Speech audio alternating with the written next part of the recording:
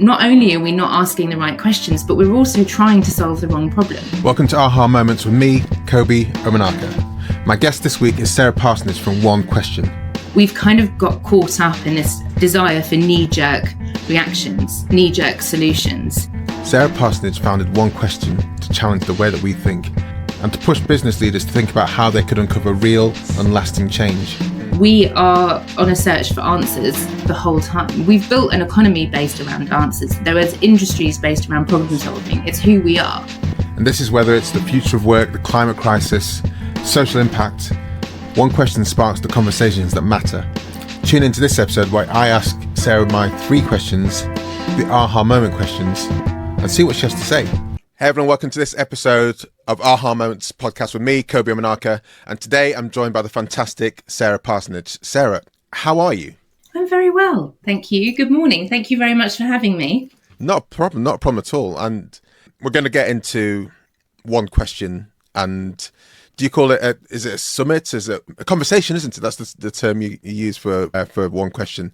And we're going to get into that shortly. But I came to maybe the first One Question, invited by Jeremy Connell-Waite in the before times, pre-pandemic times, and I had a fantastic day, and I've been kept track of what you're doing since then. I think it's a fantastic thing you're doing. And I want everyone who's listening to understand a bit more about the conversation and the day and everything that leads up to it and after it.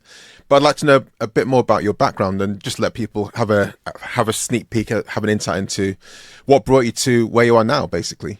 Yeah, of course. My background, I suppose, so I grew up in Surrey and we moved around a lot as a family, which I think comes obviously with its challenges, but I think it also makes you quite resilient. I ended up after school, I was never particularly interested in school. I wasn't bad at school per se. It didn't massively interest me. And I think, you know, in hindsight, looking back now, I was so curious. And school isn't really, especially, you know, all those many moons ago when I was at school, it wasn't really about curiosity. It was very much kind of more rote learning, which I didn't really do very well at. Sort of being told what to learn, how to learn it wasn't really my thing. Being able to explore something and see something differently and ask questions is very much my thing, obviously. So it wasn't really until I got to university and studied sociology that I sort of really lent into that. But also, I had quite a lot of fun at university as well. So I sort of balanced. Isn't that what university's for, though? That's the main reason, isn't it? There's not. Yeah, I think in hindsight, I would have done things. I mean, it's easy to say, isn't it? Slightly differently. Yeah. But yeah, I did sociology, and that I absolutely fell in love with, combined with English literature, which my sort of 2 favourite things really is people and words. So yeah, and then I ended up in Bristol for sort of the majority of my 20s and 30s, really. And then moved back to London really for work in 2014. So it's quite a while now since I've moved back to southwest London, and then not long after set up One Question. So yeah, I think moving around but staying within the UK has been quite a theme of my background. You said, can you explain to me why you were traveling around a lot when you were a kid? Because I had the same experience, so it'd be interesting to dig into that. Because I have a few theories about how that's affected my life and things like that. But what was the reason for you moving around? Yeah, I think so. We sort of moved to lots of different spaces. My parents separated when I was quite young, right? And I think because of that, naturally, I think you end up, well, for certainly for us, you just end up moving to different spaces to try different things, And I think I think you then very much build if you're lucky, a sort of 2-house family. And so you get very used to very quickly being in different spaces that are your own. Now that has quite an interesting impact, I think, on your security and stability. And I'm incredibly close to my family. So my dad and I talk a lot now about the fact that it probably is what's led to me being quite a big risk taker, because you get used to adapting so much. Absolutely, yeah. And it makes you really resilient. But I think also, as I say, it kind of takes the norm of that sort of security and stability that you crave from quite a young age away. So like anything, there's good things and bad things. And so we moved up north for a bit. We moved around for a bit, and then I came back to Southwest, and I was back at university. So I kind of did a bit of a Etch-a-Sketch. A dance around, yeah. If you like, yeah. Because I was born in Nigeria and came to England when I think I was 2, maybe not quite turned 2. And my dad was a doctor at that time, and because we had no family ties, and doctors, I think, is very much still the case. You're on rotation, so you can move around quite quickly.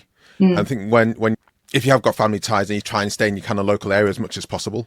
For example, I know a doctor, like a doctor with a young family. She lives in Manchester near me, but she goes to the hospital in Liverpool, where she was 20 minutes down the road like 6 months ago. So that just meant that I think as a family we were quite happy to go from. We started off in Crewe, then went to Northampton.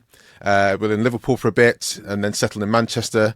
And I think that's really helped me. That's kind of shaped my way of. In that, I think I've, if I'm putting a bunch in a group with a whole bunch of new people, then I'm very easily just gelling with people and getting on with people, and I'm very easy to assimilate and connect. Whereas I know people who've had that kind of, they just had one life all the way through till now, and some people find it hard to connect with new people when they're in new situations. And I travel all around the world after university, and the guy I was traveling with, I know I could see that he found it a bit harder to like gel with new people in new situations, new languages, new cultures, things like that. Whereas I was happy as a pig in shit, really. This was just like exactly what I loved, and I think that's definitely affected and impacted my life going forward in a positive way, I feel. Yeah, I think it's interesting, isn't it? Because I think, ironically, the consistency of community and the relationships that we need to thrive is fundamental, especially right now, probably more so than ever before. And I do think we've lost a bit of that. So I think there's a huge benefit to people who have grown up in an environment where they've been able to build that community and invest in it and sustain it. But equally, I think, to your point, by moving around a lot and being in different spaces and going to different schools, it forces you to create new relationships and do so quite quickly, and create relationships with people who might not think or look like you. And I think, again, that's equally an underrated skill, especially right now. So I think there's there's benefits to both things. Certainly, I mean, it's very easy to say, isn't it? Because I'm a big believer in that. I think all of your experiences end up getting you to where you are and what you're supposed to be doing. 100%, yeah. My background and all of the sort of brilliance and the complications that came with it enabled me really to set up One Question. So what spurned, what was the driver for One Question? I'm sure you've had this question many times. No, it's such a fascinating concept to me. And well, can you first of all explain what One Question is to people who are listening? Absolutely, yeah. So we're an advisory organisation, really, that looks to explore some of our biggest challenges through the lens of a single question. And we do that through very carefully curated conversation that invites different perspectives from different organisations, different communities across society, whether it might be the CEO of the FT through to the co-founder of Hawksmoor, through to a climate activist. Very different perspectives to better understand shared challenges and therefore come up with new answers and new opportunities.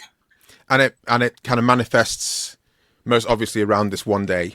Well, I mean, it used to. So certainly when you came, and forgive me, I didn't realise in all of our conversations that you'd been back in the heyday, in the early days. But so certainly originally it stemmed around what would be considered now our annual conversation, which was really about exploring that single question through different perspectives in one day. Now we do that every day.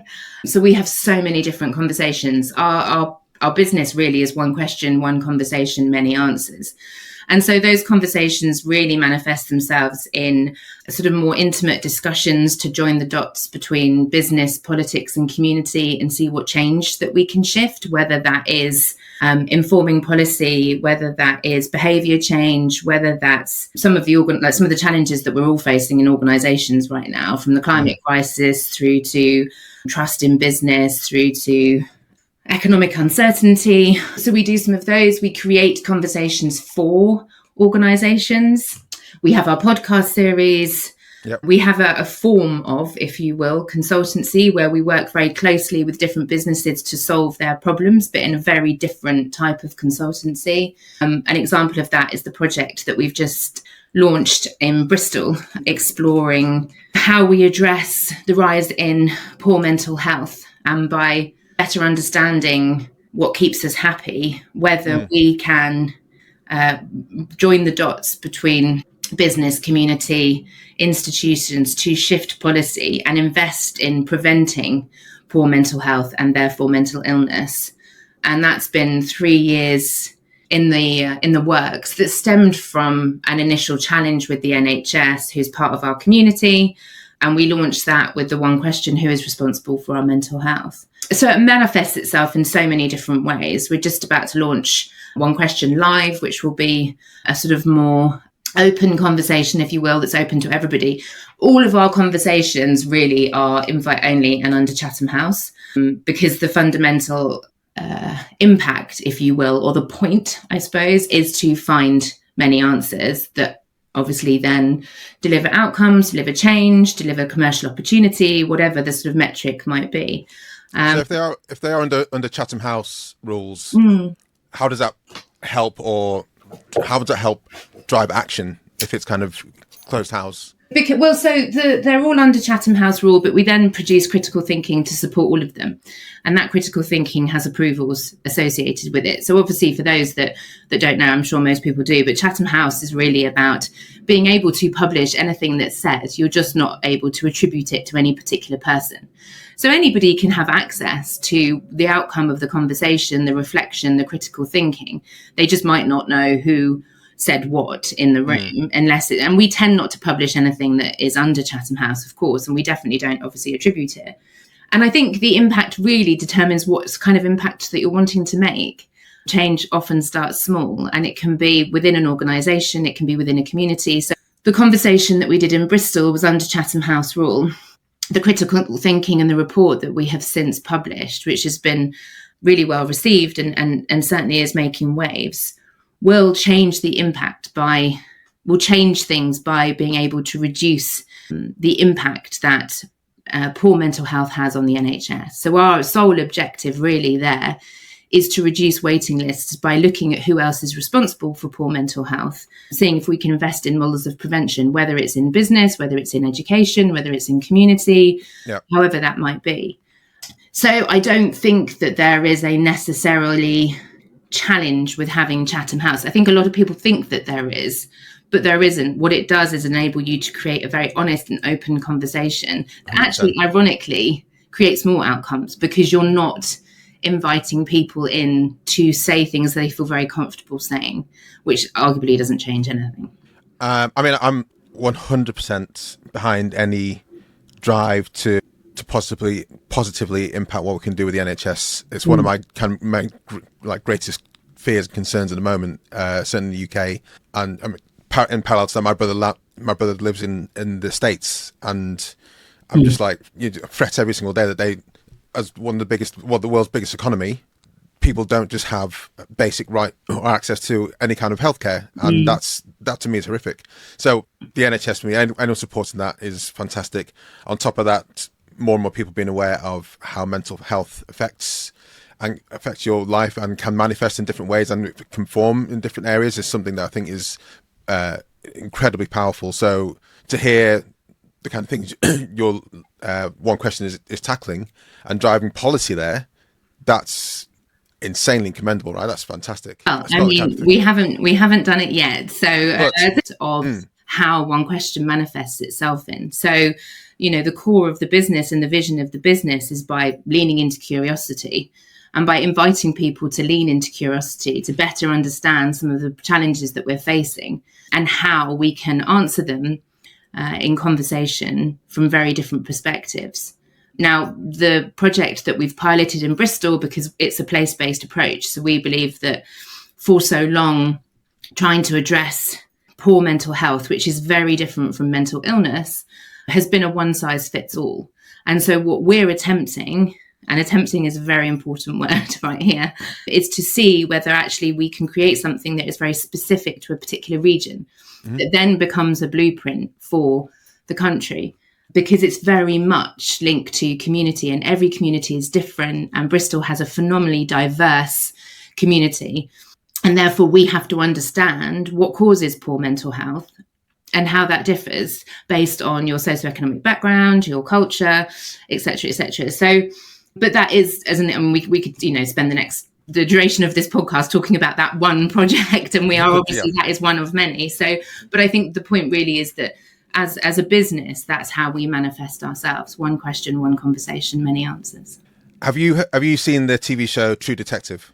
I have. I haven't really. I didn't get into it, not in the same way that I did many others. Sure. But yes, I have. Well, in fact, just as an aside, we reconnected recently because, well, I've started posting on LinkedIn regularly, like recommending TV shows and films I'm watching and things like that. And you were saying, "What's Shrinking?" What's Shrinking? I was like, oh, yeah, it's on the list, but blah, blah.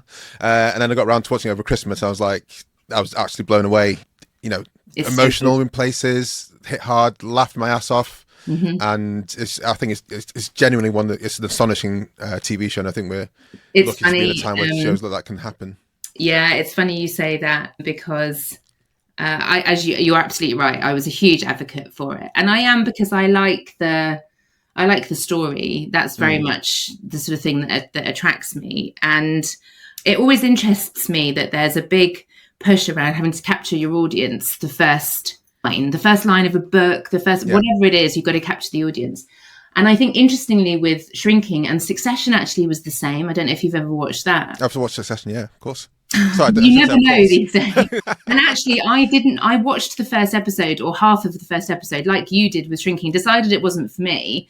And White Lotus is another one, didn't come back to it. And then it was only because my chairman, actually, James, was like, SP, you have to watch this, that I went back to it. And I've now done the same. So I've said, look, just watch the first episode, get past the first episode, and you will fall in love with it. But what's really interesting is when we launched our project in Bristol, it's a little anecdote for you. I was already thinking about what our next question might be as part of this project. The pilot is 3 years. So we've asked who is responsible for our mental health. What will our next project be? And I have a real passion for street art. And obviously, like growing up in Bristol, street art is a huge part of sort of Bristol culture. And I met with Mr. Penfold, Tim, who's a phenomenal street artist, abstract street artist. And actually, as many will know, we produced our own piece of street art on the side of Triodos Bank with Jodie, another phenomenal artist, which if you're in Bristol, do go and have a look at because it is beautiful. And I met with Penfold to talk about our next question, which we believe will be what keeps us happy. I'm looking up because I've got a piece of it up here. And we answered the question of someone to lean on. The one thing that keeps us happy is someone to lean on. We called it our community, our scaffolding, etc. etc. Now, what we're going to work on is what that means. How do you do that? How do you ask for help? How do you lean on somebody? And obviously, as you will know, and I don't want to give it away, there's a final part of Shrinking that brings the entire series right back to this point of the importance of leaning on people. Yes. And as you can imagine, that for me was the universe really playing games with us. It's actually my next newsletter that I'm writing. Thanks again for pushing on. And I'm an advocate of the.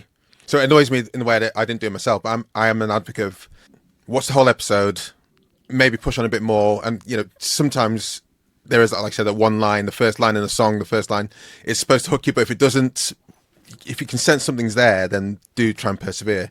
And with Shrinking. Sorry, guys, to belabor this, but Jason Segel, love him. Bill Lawrence, as the creator, love him, love his stuff he's done before.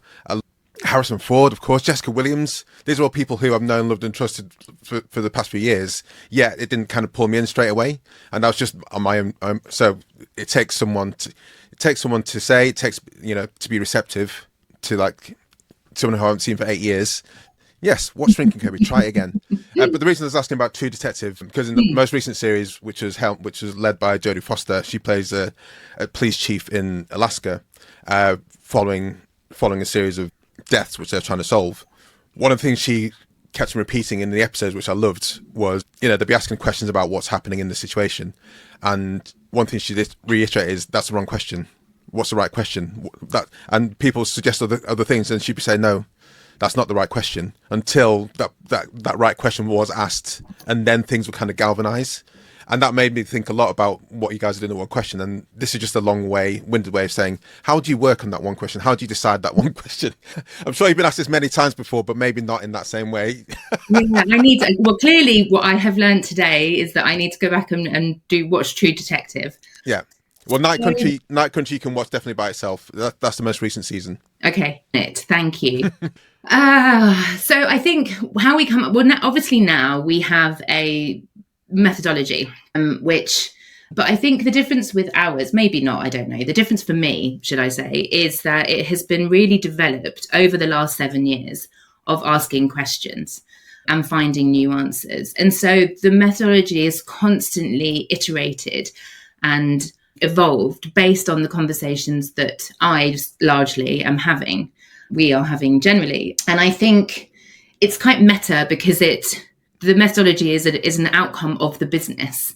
So if, for example, we are working with somebody to explore a question around the climate crisis, then whatever their challenges might be specific to that particular institution, organization, or community, the question will be determined by the last 7 years of questions and conversations that we've been having. It's never in isolation, because 4.5 years ago, I probably had a conversation with somebody. One question invited somebody into a conversation that had a perspective on that particular topic, and that will influence what we do next.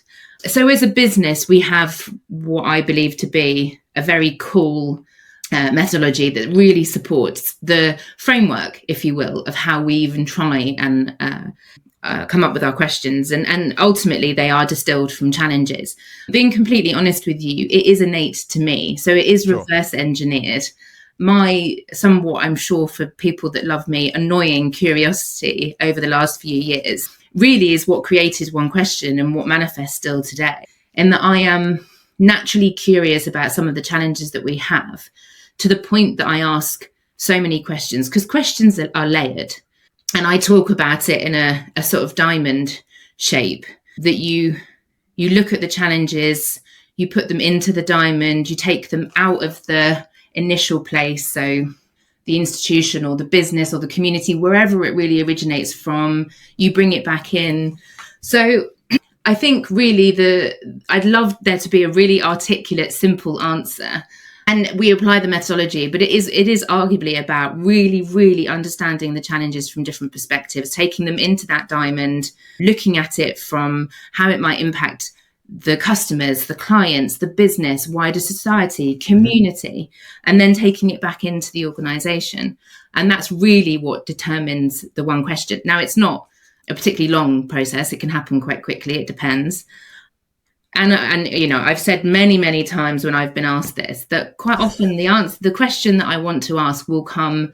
One of the most classic examples was when I was chopping carrots with my mum.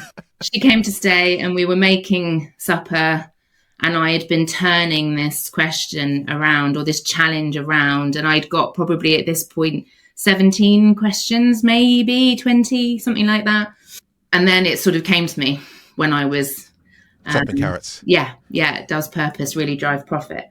And I think also, and I've said this again a few times, one question begets the next, certainly from an annual perspective, because we have two sides to the business. So we have our One Question, in which we will really identify the zeitgeist, what's happening in the world, and what are the biggest challenges that we're all facing, and how do they manifest differently? And then we invite different people to lean in and lead those conversations and explore those questions with us to find answers. And then we have the questions that people bring to us, or the challenges that people bring to us in order for us to work on a question with them. And that's very bespoke to them. So the great two examples is this year we're asking, how do we lead at times of uncertainty? I did not know quite how important and relevant that question was going to be when we asked it at the end of 2023. And that's something that we've been spending an awful lot of time on, working with in different ways on, and it culminates at our annual conversation this year. The project that I talked about in Bristol around mental health was a challenge that the ICB in Bristol were facing. And they came to me with their challenges, and that's how we turned it into who is responsible for our mental health. So it's to kind of, that's a lot of waffle for you, but essentially... No, it's great to get the insight there, definitely. Carrots, excuse me. Carrots through to collaboration. Yeah, absolutely. Methodology, carrots, and one question begets the next. Well, this podcast is called Aha Moments, which I like to ask one question maybe spliced 3 ways. And the first version of that is, Can you think of an aha moment in a product or service that you've worked on yourself? And how did you get people? How did you find out, first of all, that people are interested in it, and how then did you kind of pull people into your orbit? So, if you want to talk, well, I'm not going to lead you. I'm going to see where this goes. So, as we have talked about, I don't know that I have aha moments per se. Sure. Not that I want to kind of change the nature of this conversation at all. I really don't. But for me, it's more, it's one of those. It's like, sure. It's not, and don't get me wrong, when I fixed my coffee machine this week myself without any help, I got it. And it was an got it. And it was brilliant. And I was very happy about that. But I think for me as a human, and certainly for One Question, it is very much about the gradual reflection that then brings about those moments or aha moments, if you will. And that's really what I lend to. So it's quite, as we've talked about before, it's quite difficult for me to think of a particular product that has given me that, because I actually think it's us. It's kind of the ability to be able to walk away from whatever the problem is, which again, it might not align to the question, sorry. Because so much of what I'm trying to solve through One Question is not actually about any product or technology, or if I've understood the question correctly, it's about the ability to be able to step out of your everyday and not actually rush to an aha moment. And that's when the aha moment comes. Does that make sense? Not trying to force it. But, I mean, what kind of feedback do you get from people when they've been involved with working with you or in the conversation day specifically, that you've taken as like, okay, we need to do more of this? I like the, not just positive feedback, I guess, but things that maybe go, oh. I mean, we have a lot of it, which is wonderful, and it varies. It really does. So I've had guests email me that they woke up at the middle of the night after a conversation and had an answer to something that they'd been struggling with for the last 6 months. Wow. I've had people come to me and say, that was one of the best conversations because I'm fundamentally thinking differently about our business. We had quite a well-known publisher change their business model based on a conversation that we had at One Question in 2019. So it ranges. I think the most common theme with all of that, and it comes back to sort of where you could either go to Freud and look at kind of the unconscious processing, if you wanted to do that. And he talked about this a lot, and he's got so many theories around the idea that actually when you step away from the problem, you allow your brain to process it in a way that then solves the problem. I think it was Graham Wallace had a similar theory, and he called it illumination as part of his creative process in the 1920s. So there's lots and lots of people far smarter than me that have talked about this theory. And so the single common theme with anybody that comes to One Question is that generally the aha moment will come hours, days, weeks, months later. And that's fair. And I think that, I experienced this, if I feel like I need to pull an all-nighter to get some work done and things just aren't working, but I still try and persevere, and then I eventually go to bed and I wake up in the morning and it's like, oh yeah, I know exactly what I need to do now. And had I gone to bed like 6 hours later, I would have been more refreshed and less angry with myself. So I've witnessed that myself many times, and I can understand it, and I can see why that helps. But what's great is that, go on. No, sorry to interrupt you. I think it's really important, because I think more so ever before, when the world is so fragmented right now, we are on a search for answers the whole time. We've built an economy based around answers. There is industries based around problem solving. It's who we are. And I am as guilty of that as anybody else. But I think now what we're trying to do is rush to answers. We see it as, and that can be because there's economic gain, or it can be because there's an overwhelming drive to solve a problem, both of which are completely fair and understandable. But I think, to your Jodie Foster's point, quite often, not only are we not asking the right questions, but we're also trying to solve the wrong problem. Yes, yeah. And I think that constant desire to find answers, and I'm not saying for 1 minute that answers aren't fundamental, they are. Answers, outcomes, action is really important. And I will die on the hill that one question will never have a conversation for the sake of having conversation. But by the same notion, I think we've kind of got caught up in this desire for knee-jerk reactions, knee-jerk solutions. And so the aha moment, ironically, actually can't be forced. It doesn't come instantly, and it very rarely comes when we want it to. That's it. Right? So I No. think we have to give ourselves a bit more space and build and develop economic models that allow us to do that, because ultimately they pay off, because we find not only one answer, many answers to be tested, and far more opportunity, commercial, creative, systemic change, policy shift, behavior change, however you are measuring your success. And that's what we do. And I feel that resonates in so many different areas of life and life in general. I was thinking about how I was listening to a few comedians talking about they can't put on a show this year because they need to go away and experience life a bit more before they can build things into their act. And authors, script writers saying that there's some that write for just literally 2 hours in a day, and then they go away and live their life, and then that then feeds into the work that they do. Same thing with like coders and software engineers. Often they'll be working hard on a problem and it doesn't work. They can't get their head through it. Come back the next day and it just flows like butter. And to be able to give yourself that time to accept that that's how things work, and your body needs to absorb, not digest. I'm trying to think of a process. There you go. Process what's going on in your brain and your head and your whole body together. Allowing that to happen, I think, is probably one of the biggest things. Recognizing that's a really important part of the process is a really important thing that a lot of people don't let themselves do. Don't give themselves the time to do that. Well, yeah, and I think increasingly right now, especially, we're constantly time short, time poor. Yeah. We don't have enough time. We're trying to juggle the sort of chaos and the emotional weight of a world that is so uncertain, politically, economically, that is changing in ways that for many of us makes us very uncomfortable, and trying to navigate developing a career, holding onto a job, raising a family, sustaining a relationship, insert any one of those responsibilities. And so creating time to solve problems feels quite often for most of us a luxury. Yeah. And yet, as we know, all businesses, all communities, all institutions are made up of humans. And it is the ability to process creatively, the ability to process full stop, depends on our ability to be able to walk away from any challenge or problem and to think about it in a very different way. And our brain needs that. Yeah. So that's a tension the whole time, right? It's the tension between having 6 hours to deliver on a pitch whilst also needing that time to come up with the answer, the opportunity, the solution, however you frame it. And so I've had and continue to have endless aha moments, but I can have an aha. I'm working on quite a few at the moment, and I am, as anyone will tell you, and it was my nickname for a little while, I am inherently impatient.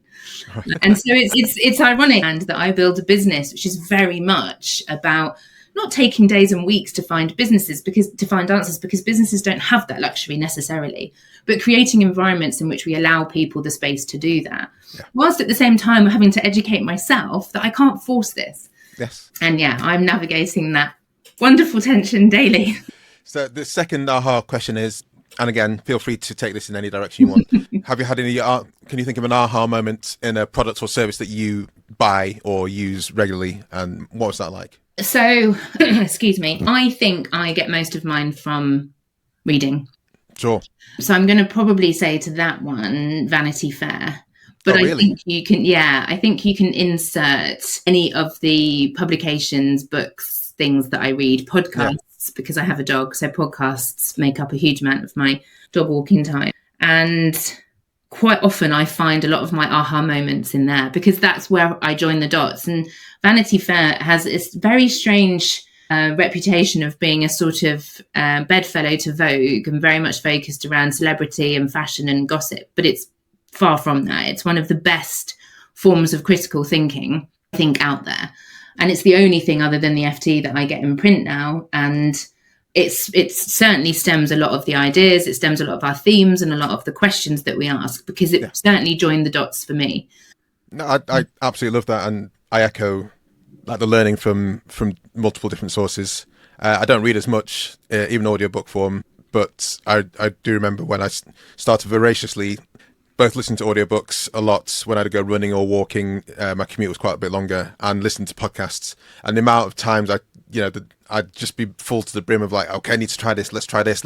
I didn't think about something that way before, and it just was like an explosion. And this has definitely driven me to making podcasts and helping other people make podcasts and trying to, drive the conversations in this way, because I know it can inspire other people. Absolutely. Even if it just inspires one of my podcasts that talks about films on Netflix, even if it just inspires someone to watch the film on Netflix that we're talking about, and that's a great thing from my point of view. Yeah, tilt the head. If you tilt the head as one person, then. And the last aha moment is, I might like to phrase it as a life hack. Can you think of any aha moments or a life hack that you use personally that's like that you like to talk about or share with people? I think that like this, basically we're just highlighting that I am the most impractical person on the planet, aren't we? Because I'm sure I should be saying any sort of AI. I mean, I will admit that I think Claude as an AI language at the moment is phenomenal. Have you tried DeepSeek yet? Not yet, no. We've got our AI podcast episode coming up, actually, which I'm quite excited about. And that, again, is very timely. But so I do think that from a sort of practical tech perspective, then I would definitely say I've been doing a lot of research into it, because I think we have to embrace it, because for me, it is the perfect bedfellow to humanity, but it won't replace it, in my opinion. Now, I have a romantic, idealistic sort of view of the world, and I think the importance of being able to use tools like this as co-pilots is on all of us. So I think that's probably my greatest sort of, not life hack, but certainly business hack, hack, if you will. Sure. But I do think that the life hack is being able to step away, and maybe that sounds kind of somewhat trite, but actually constantly forcing yourself when something, especially right now, right? We are all carrying so much uncertainty, so much what feels like for many of us devastation across the world. And yet we are also navigating the trials and tribulations of just, building businesses or sustaining careers. And I think the ability to walk away and sit with something and come back to it, whether it's an hour or whether it's, a day, is probably at the moment the most important life hack that we can all just try and use a little bit more. So I think that's a perfect answer. And you started by saying I'm not the right person, but I think that's genuinely it is exactly right. In my former career, I used to, I was an engineer, and that I'm only saying that in relevance because that's the kind of place where you work 40 hours a week, no more, no less. If you did have to work on a project, they would pay you overtime. So what that meant was I could quite easily carve out an hour and a half at lunchtime, and I would always go for a run at lunch. And when I came back from that run at lunchtime, or even a swim, I'd feel like a whole new person. The afternoon would be amazing. The start of the morning would be great, and then it kind of teeters away, and then the afternoon would be a fantastic one because I've just gone away from the screen, I've gone away from the environment, and then come back to it, and I feel like a whole new person and smash through a load of work. And that's something I don't do now, and I kind of rue that. Something I need to create for myself and allow myself to do. But so what you're saying there, even if it's just an hour, I think that's so important for a lot of different reasons. So thank you for that, even though you said you thought it was the wrong answer. It's not. I mean, look, I don't believe there's ever any wrong answer.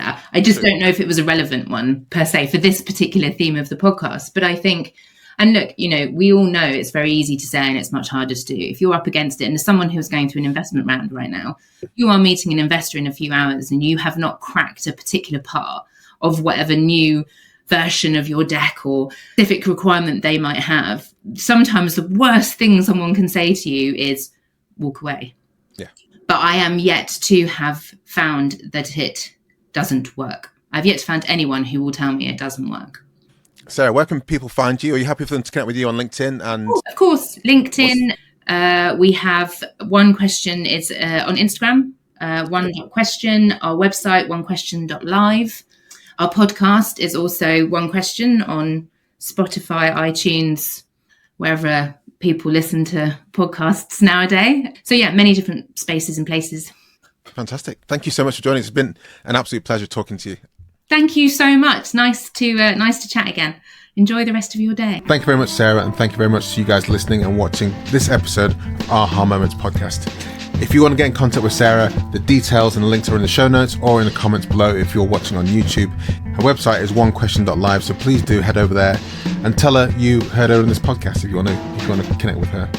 Please do all the things that podcasters like myself love you to do. Like, share, subscribe, comment, review, comment especially if you're watching on YouTube.